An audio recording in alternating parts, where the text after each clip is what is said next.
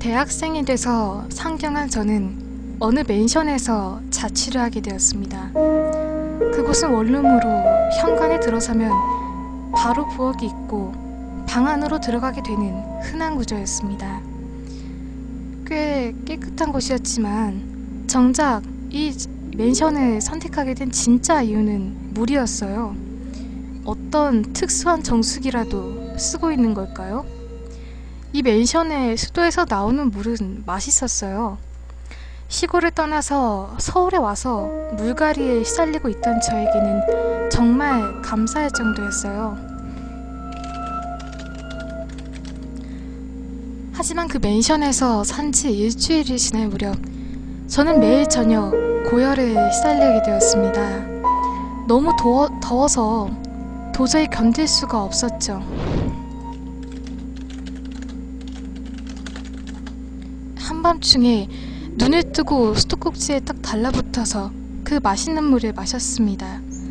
그 물은 정말 너무나 맛있었는데 그 후로 한 달이 지났습니다.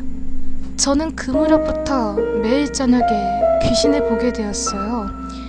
그것도 하나 둘이 아닌 귀신의 행렬이었습니다. 귀신들은 창문이 없는 동쪽 벽에서 나타나 제 침대가 있는 서쪽 벽으로 사라졌습니다. 귀신들은 제 몸을 밟고 지나갔습니다. 그때마다 저는 더위에 습격당해서 맛있는 물을 마셨습니다. 그렇지만 그 상황에 처하고서도 저는 방을 나갈 생각은 하지 않았어요. 물이 정말로 맛있었기 때문이었죠. 지금 돌아보면 그때 저는 정신이 좀 이상해서 있었는지도 모르겠어요. 2달이 지나도록 저는 강의도 안 나가고 하루 종일 그 맛있는 물을 마시고 있었습니다. 수도꼭지에 호스를 달아서 방까지 가져온 뒤에 침대에서도 마셨습니다.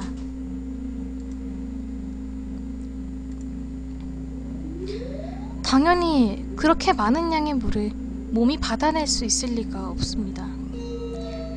그래서 저는 바닥이 흥건해지도록 토해대면서 맛있는 물을 마셨습니다. 음식을 먹어도 물과 같이 토해서 저는 점점 말라가고 있었습니다. 어느 날 밤에 계속 나타나는 귀신들에게 화가 나서 동쪽 벽을 마구 두드렸습니다. 주변을 신경도 안 쓰고 괴성을 지르면서 계속 벽을 두드렸고요. 그러자 벽지가 벗겨지면서 붉은 게 나타났습니다. 그걸 깨달은 저는 계속 벽지를 벗겼고요. 그러자 이상한 게 나타났습니다. 마치 신사 앞에 있는 문 같은 기둥이 벽 안에서 나타난 거였습니다. 알아서 가.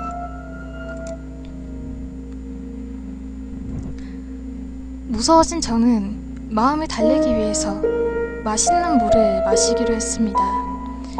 하지만 수도꼭지로 마시기엔 물이 너무 적었고요.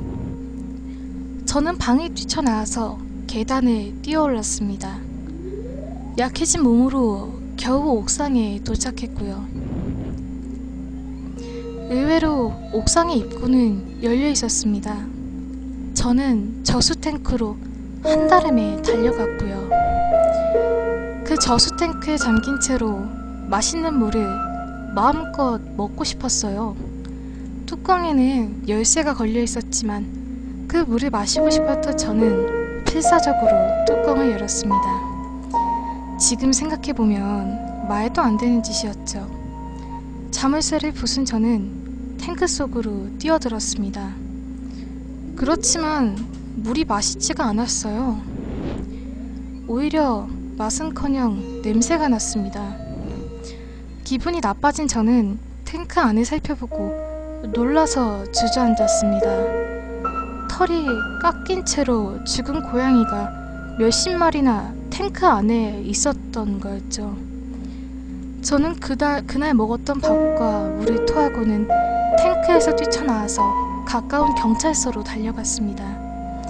그 뒤에 경찰에 연락을 받고 온 집주인에게 엄청나게 혼이 나고 방 벽지와 수조 탱크의 뚜껑을 변상해야만 했습니다. 저는 그 후에 그 맨션을 떠나서 다른 아파트로 갔고 지금은 대학을 졸업했습니다. 지금도 수조 탱크에 고양이를 넣은 범인이 누구인지는 밝혀지지 않았습니다. 제가 봤던 귀신들은 무엇이었을까요? 그리고 마치 마약에 중독된 것처럼 계속 마셔야만 했던 그 물은 무엇이었을까요? 어쩌면 누군가의 저주였던 건지도 모르겠습니다.